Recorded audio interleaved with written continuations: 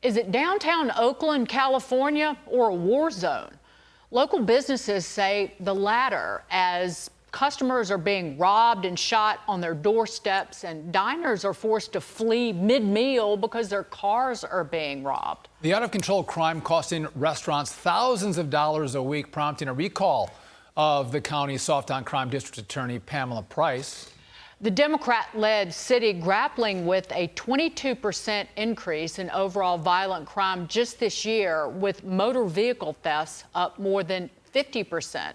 Joining us now, activist, founder of the nonprofit Neighbors Together Oakland, Seneca Scott. Seneca, I have to confess, I am obsessed with you, a little bit. You refer to yourself as a post-partisan solutionary.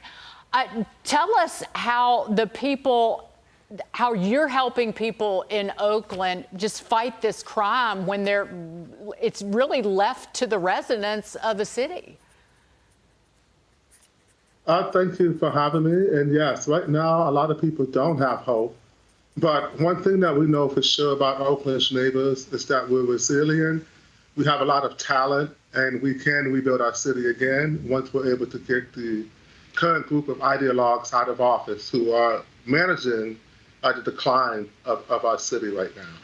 You know, Seneca, I know you're post-partisan, but you're actually fighting against some very progressive, liberal Democrat ideas that have ruined your city. And so what kind of movement's been created to take Oakland back? I mean, are people coming out in the droves to say we have to fight to make sure we have a community that we can live in, a community we can walk down the sidewalks on and not get robbed or shot, or our cars not hijacked? How many people are coming out to join your movement? Absolutely. Right now, thousands of Oakland neighbors have joined us. We've given out hundreds of lawn signs that say that we believe in the power of neighbors to create a safe and livable city. Notice that we're putting the onus and the responsibility on us to first work with each other, to build a multiracial, multi-class coalition of neighbors to first educate people on the continuity of failed policy that's creating some of the images that you're seeing on the screen right now. But most importantly, let people realize that they're the ones who ultimately elect the people. And for the first time in Oakland, the violent crime has reached the neighborhoods of the elite. Rather than point the finger at people and cast blame, you rather use the moment to say, look, this is what happens when you vote on luxury politics that you don't see the consequences of. And now you have to see the consequences of the people and the policies that you've been supporting while we've been asleep at the wheel of our democracy. So it's very important that people first educate and then agitate around the issues that are plaguing our city. But we don't have a lot of time right now. We have elections coming up in today is election day.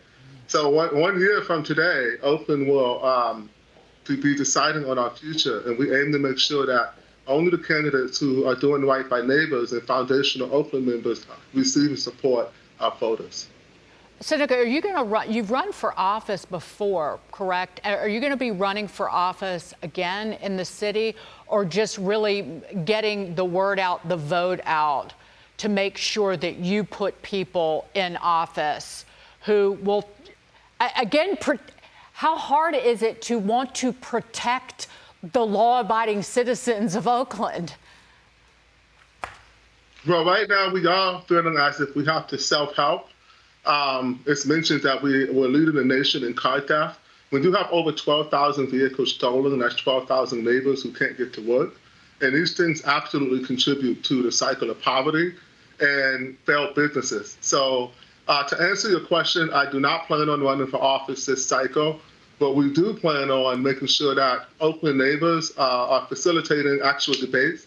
I've run for 2 offices, and I've yet to have a real debate. That's an absolute failure of local democracy, that we're not able to test ideas to the court of public opinion because one side has dominated the narrative. So what's more important to me right now is organizing the community, making sure that we highlight the many talented people who would be very good lawmakers. But first, we have to give people the political will and courage to run against what has become a very vitriolic and negative political environment, largely due to the progressive who again, avoid debate because they can't defend the indefensible. Look at what's happening in our city. You know, Seneca, I was in Congress for almost 10 years, and I meet a lot of people who want to throw popcorn at the TV. They'll get on social media and they'll complain. That's all they do. And it takes real backbone for people to stand up and go, you know what, I'm not just going to complain. I'm going to stand up and lead. I'm going to organize, and I'm going to make my community a better place to live. Kudos to you for taking the bull by the horns and going, I'm not going to sell my community out, my people out, my neighborhood out to these left-wing nut jobs. I'm going to save it from them. Job well done. Thank you. Seneca Scott. Seneca, thank you so much. Please come back. We'll see you soon. Yeah, I just wear makeup and bitch about it, and I don't do a damn Before the segment, thing you're like, in I my can't wait neighborhood. for Seneca to come on. It's going to be awesome. Yeah. What do you say when white rural people get together with inner city black people and start voting together? We would be able to take our republic back. That's what scares progressives.